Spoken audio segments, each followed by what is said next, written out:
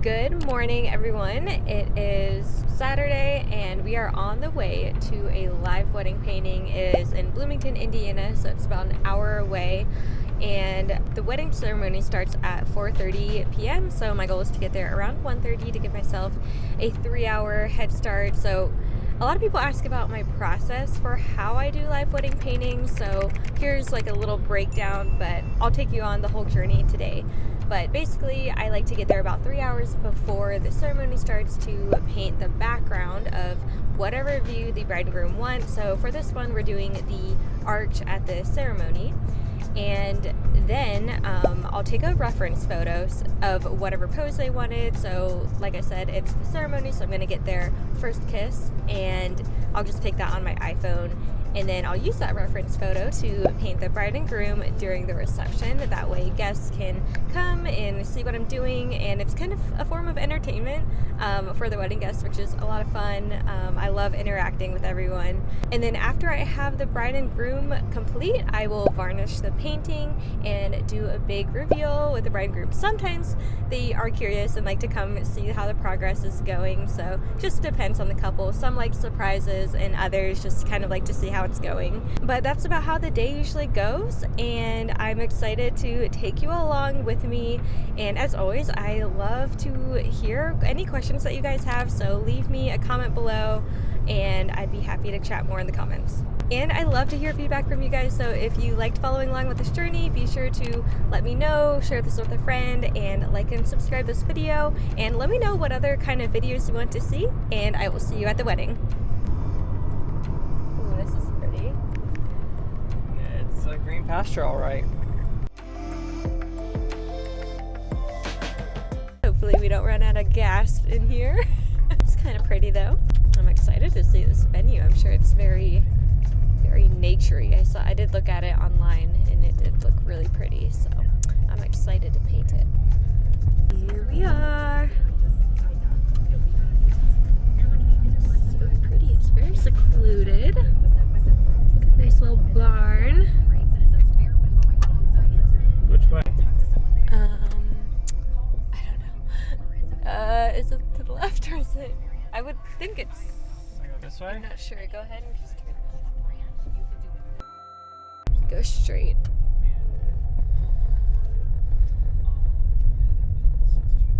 I don't know. Are you? But it doesn't look like there's anything straight. I don't know. I don't know. I'm actually a little bit worried. I mean, it said the wilds. Like, there it is. So pretty. I love how it's all in the middle of nowhere. So the first thing that happens whenever we get to a wedding venue is to get everything out of the car and start setting up. As you can see, Seth is doing most of my setup today. I'm honestly not sure where I am. I think maybe I went to go say hi to the bride. Usually I like to do that when I first arrive, is go introduce myself to the bride, especially if I haven't met her before. And then after I have my easel set up, I like to prepare my paint palette, and I usually use a pretty limited color palette. So I'll have my primary colors and then maybe some brown and whites in there. And then I like to pick the composition that I'm going to paint. So usually I get the general idea from the bride and groom for what they're looking for in their painting. Like for this one, we are doing the arch, but I still have to make a decision on where the arch is going to be on the canvas, how big or small it's going to be. So that's what I usually like to lay on the canvas first.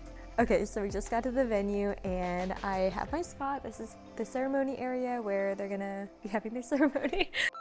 We're at the ceremony area. I'm going to be painting this beautiful arch, and I just started, so we're kind of in the blocking phase where I just kind of laid out the composition and started blocking in some colors. So it's what I call the ugly phase, but just have to power through it, just lay on the colors where I want them, and then I'm going to start going in with more detail. And my goal is to have most of the background done by the time the ceremony ends, really, and then I'll get my reference shot of the bride and groom when at the end of the ceremony, and then we'll go into the reception. So let's get this painting going. So like I said, I like to give myself about 3 hours from arriving at the venue to the start of the ceremony to paint the background.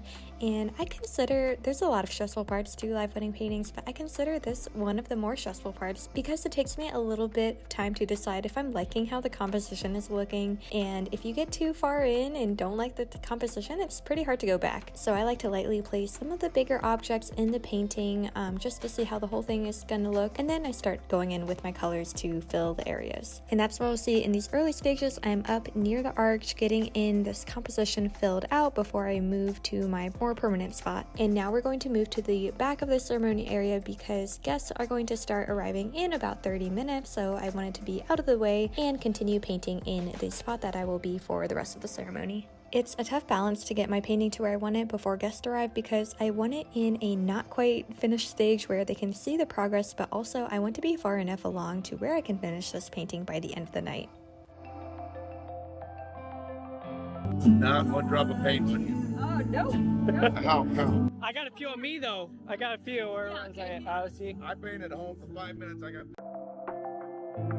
Not gonna lie, I always feel a little embarrassed when guests start to arrive and see the painting where it's at. I'm like, please come back, it'll look better, I promise. But here we are, ready for the ceremony to start. I get to love you.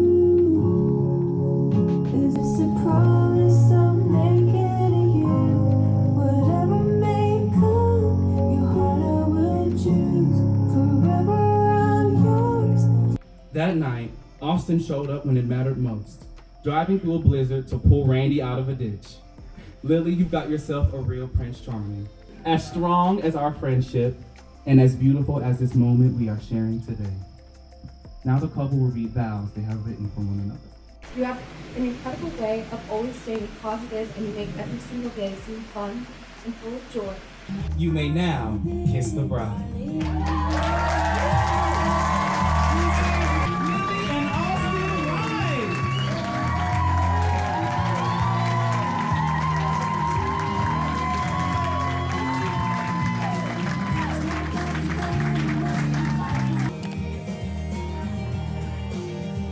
Okay, so the ceremony is over and they're doing some family photos, and I'm just going to finish up the background. I've got a few more final touches like the florals and a little bit more to the arch. And then we're gonna head over to cocktail hour and the reception so I can paint the bride and groom. And so originally I was going to do the kiss at the ceremony. However, they had a beautiful dip when they were walking away from the ceremony, and I asked the bride, and so we're actually going to be doing the dip for the painting instead. Now, I don't usually love to make the bride make a decision on the day, but it was just such a beautiful pose. I thought the painting would look so much better with that pose, and the bride agreed, so that's what we're doing today.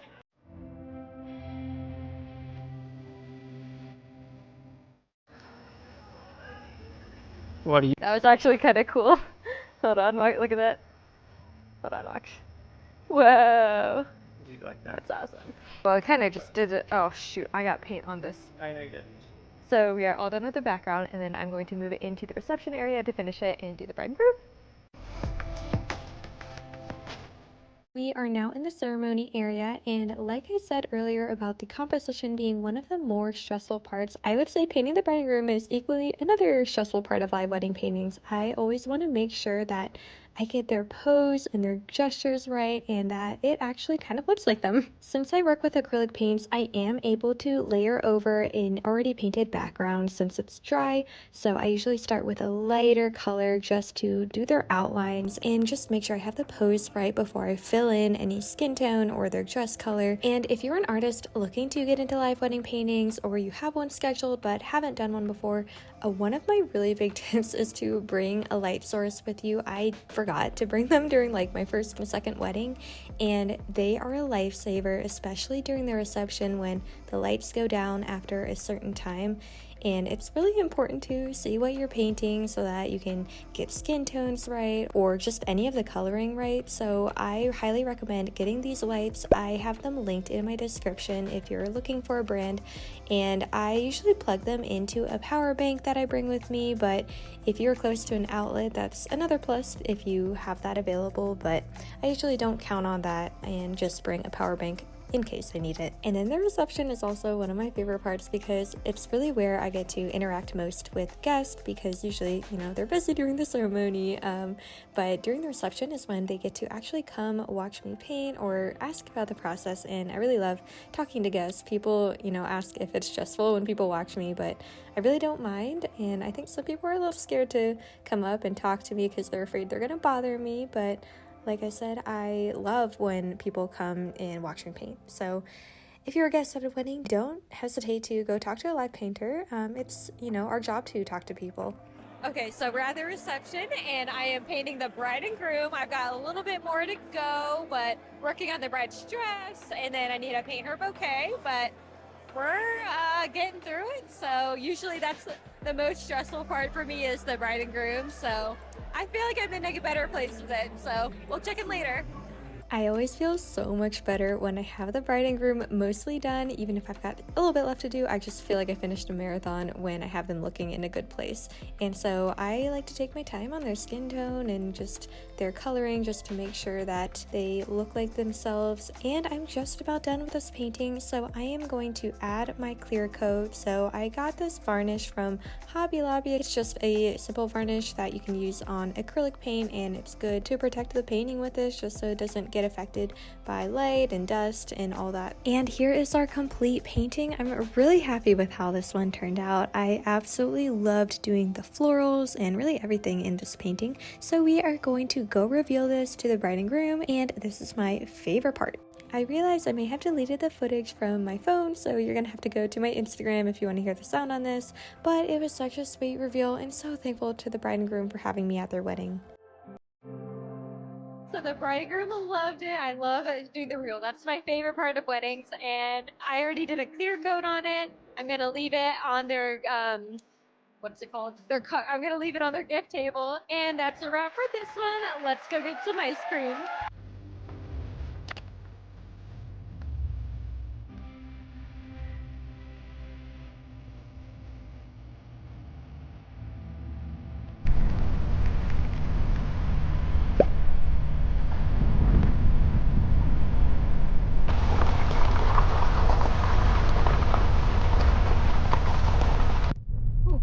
That looked kind of scary in this lighting.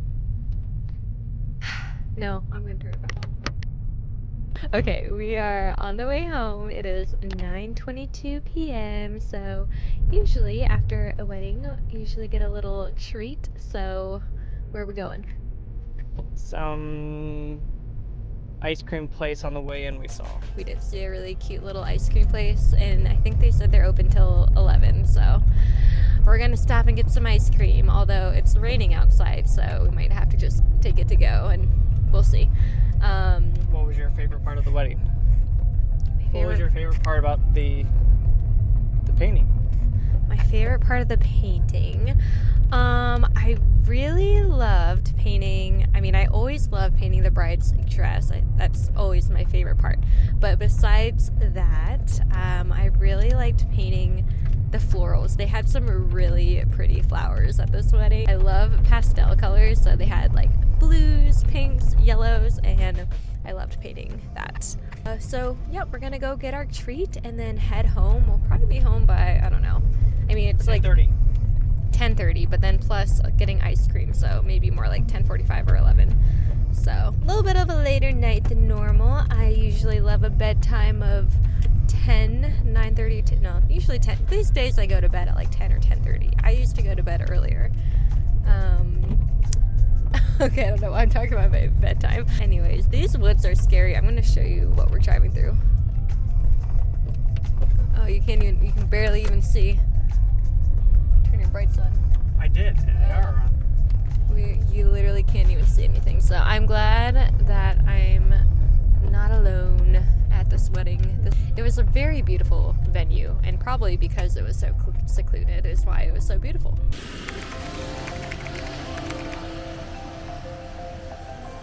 What is like the best flavor? Do you like chocolate or like fruity? I'd say more chocolatey, I guess. We have this flavor called Graham Central Station that everyone loves. It's kind of rare for it to come. I'll try the Central Station small shake, please. Is that possible? Yes. Okay, I'll now get a small shake. Here's your receipt. Appreciate it. Thank you. Thank you. How cold are you? Skin. That's how cool I am. Can you see it? You can't see it.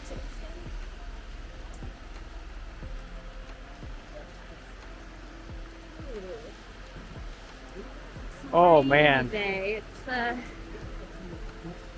coming down.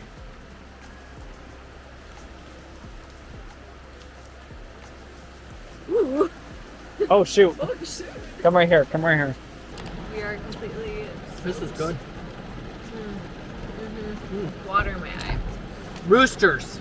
Wait, Brewsters. It's called Brewster's. Brewsters. It's cold and I need the heat on because we got drenched. Look at the downpour.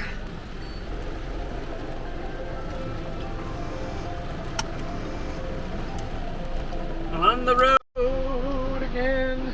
Starting route to home.